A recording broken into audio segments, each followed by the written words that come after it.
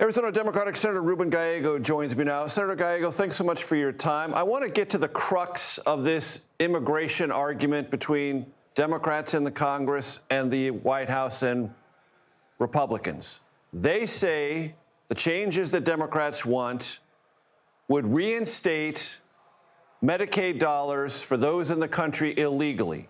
In the 2025 tax bill that the president signed, there were prohibitions against people granted refugee status, asylees, and those granted parole to be in this country, meaning the Biden administration allowed certain immigrants into this country. The Trump administration says that was waving a magic wand, and essentially Democrats want to provide taxpayer Medicaid dollars to illegal immigrants. Your response? I don't know what the they're talking about. To be honest, I apologize for swearing. What I really care about is the ACA. 24 million Americans are going to have their premiums increase starting November 1st. It's almost going to nearly double. 100,000 Arizonans are actually going to lose their insurance coverage. If they are so worried about the small population of people that are legally in this country that they determine are somehow illegal, even though they're still illegal, are receiving potentially some of these credits, then give us the wording. I'm willing to work with them to cut them out. Because at the end of the day, 24 million Americans are going to lose their premiums. They're going to end up losing coverage. And, I think they're just trying to come up with any excuse for them to essentially have a reason to increase the premiums on 24 million Americans that are going to double. Starting November 1st, Americans are going to have to look at their open enrollment and make decisions. Am I willing to pay these premium increases because Donald Trump, the Republicans, didn't act, or am I just going to drop my coverage? I'm willing to negotiate to keep them in place, and I don't care what BS reasons are coming out for it. If there's a small population of people that they somehow think are undeserving of some of these tax credits, then come and talk to us. But right now, they're focusing on something that is not real, that doesn't exist, that none of us are actually demanding, and they're just doing this essentially to come up with a very good reason in their minds that's going to, essentially affect 24 million Americans. On the floor of the Senate today, the Senate Minority Leader Chuck Schumer called this allegation from the White House, which was repeated at the White House briefing today by the Vice President, J.D. Vance, an absolute lie.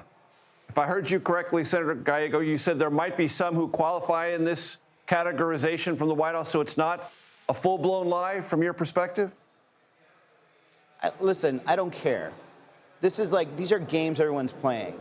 I want to protect 24 million Americans from their health insurance going up starting November 1st.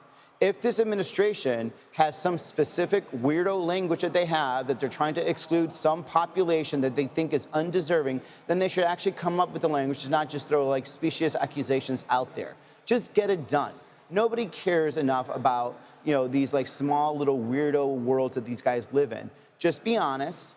Do you want to keep the 24 million Americans to be able to afford health insurance, or do you want them to not? Because if you want 24 million Americans to be able to afford their health insurance starting November 1st, they come work with us. Because right now they're not. They're just throwing out accusations. Every day it's a different excuse. Accusing, of immigrants, stealing all this money, when at the end of the day, we know that's not true. If they feel like there's someone, again, that feels they should not be covered, then come up with the language, come up with the text, and come talk to us. Because what's going to happen, no matter what, on November 1st, 24 million Americans are going to have their health care premiums increased overnight because these guys hate Obamacare that much and believe that Americans are undeserving of affordable health care.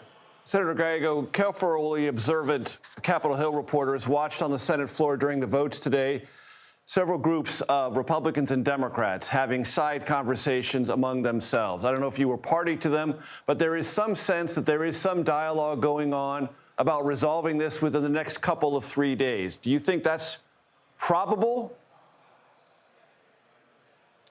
No, it's not probable in the next 3 days, but not because, to give credit to my Republican colleagues, they're saying that's not probable in the next 3 days. It's just an issue of the calendar. We have the Yom Kippur, the Jewish holiday right now, which a lot of our observant senators are going to take time off. We respect that. I was involved and party to a lot of these conversations. We are trying to find a path forward.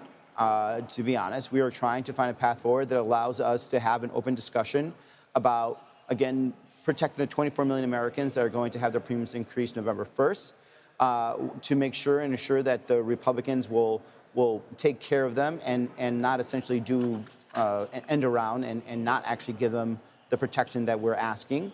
And so I'm willing to have conversations with my Republican colleagues. I'm not afraid to have that conversation. I'm very frank with them, as I tend to be with a lot of people. But I'm willing to negotiate some time, a certain amount of time, but prior to November 1st, obviously, to see if there's something that we can work out with. But the most important thing for me is that 24 million Americans do not see their premiums increase starting November 1st. Frank, as always, with a capital F for my Takeout audience, Ruben Gallego, Senator from Arizona. Thank you for your time.